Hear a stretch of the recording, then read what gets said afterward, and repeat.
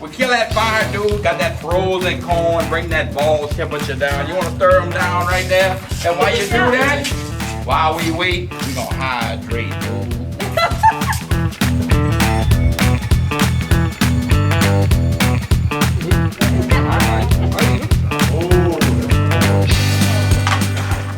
We kill that fire, dude. Got that frozen corn. Bring that ball temperature down. You want to stir them down right there? And while you do that, while we wait, we gonna hydrate, dude. Oh my god, yeah. Some crawdads. Oh, wait. There's the crawdads. I'm ready. I'm ready. All right. Yeah, that's what it is. Is it always with the W? I always thought it was with a Y. So where you from, bro? Where you from? Indiana. All right. Learn me some. Hey, how did he say it on this thing? He never been to a proper? So wait, how you said it? No, he never partaken. Oh, partaken. My new partner Chris right here from Indiana sent me a message. What the message said, dude? I told you that I have never partaken in a crayfish boil before. I'm about to learn him, dude. Everybody in Indiana just went. Hey, they didn't know. They didn't know either, but like that ain't.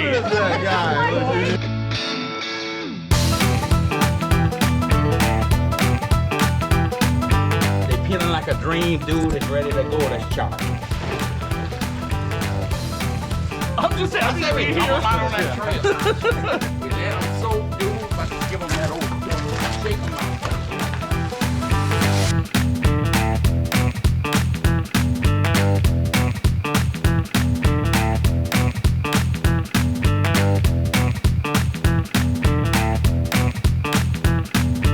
You ready?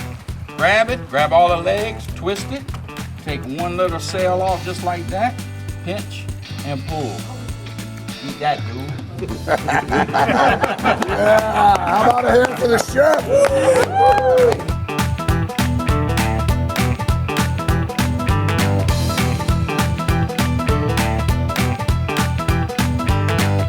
Hey guys, Christopher Yax here, Aquascapes of Michiana, the Hoosier Pond guy with the Turtle Man, Rusty Reed, also Hoosier with me. We're down here in Derma, Arkansas at the Move to Preserve and got invited by Rusty here, got down here, didn't really know what we were gonna do. I knew we were gonna be doing some turtle stuff. Well, not exactly. Not exactly, but am I not turtly enough for the Turtle Club?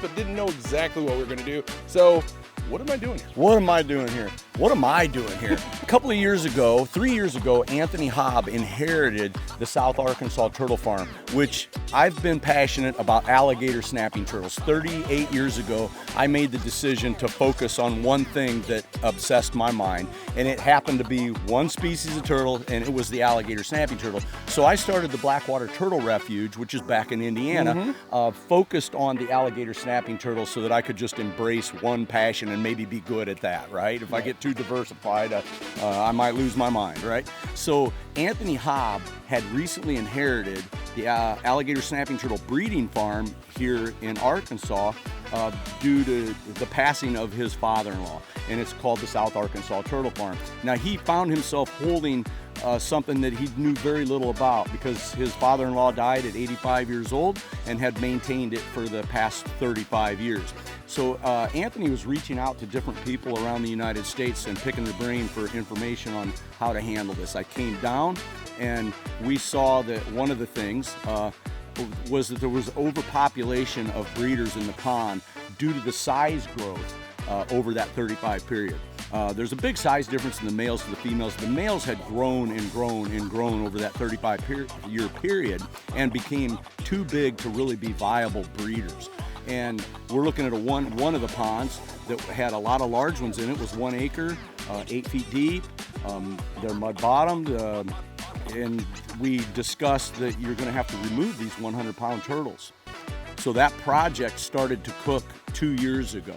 And at some point, he asked me, do you think that you could assemble a group of people that could come in and do that? Because it's an intense, physically laborious project to pump a 1 acre pond dry and try to wrestle 100-pound turtles out of here that want to kill you. And I think I can, I told him. And I reached out over a 2-year period and built a team of people from, I don't know if it was 7 different states, but we're all here in South Arkansas, from Indiana, Ohio, New Jersey, Florida, California, Georgia, and I know I'm missing Kentucky, you know. I don't have the list in front of me right now, but we're from all over the United States. And these people, I needed people that were passionate about being passionate. You can't just go into this because you're strong or you like turtles. We need passion, we need strength, and because a project like this is got to come from the heart. And that's what this team is. It was touchy. Well, people. I guess that's why we're here. Passionate about being passionate. 100-pound turtles. Now, how old do you think the 100-pound turtles are? To help put it into perspective for people, and this is just a ballpark average, I say that they average about 1 pound per year under normal growth rates, and some grow faster, some are slower. That's one of the things that drove me to establish at Blackwater Turtle Refuge a lifespan development study. So I took a grouping of hatchlings from the South Arkansas Turtle Farm and put them in our study, where we're documenting everything about their growth and the amount of food that goes into them. And this is a study that hopefully I will hand off to maybe some of these young kids that were down here working, because it should outlive me. And that's one of the things we want to establish with that, is how long does it take to take a hatchling under normal growth rates to go from a hatchling to a 100-pound turtle. But I won't see that. It won't happen in my lifetime. It's going to take experiment that's going to last generations. So, well, guys, that is why we are here. We're down here in Durham, Arkansas. If you guys want to see that type of stuff, definitely hit up Rusty Reed's YouTube channel. Give him a like, give him a follow, share his stuff, and we're going to go wrangle some turtles. All right. See you guys later. Have a good one.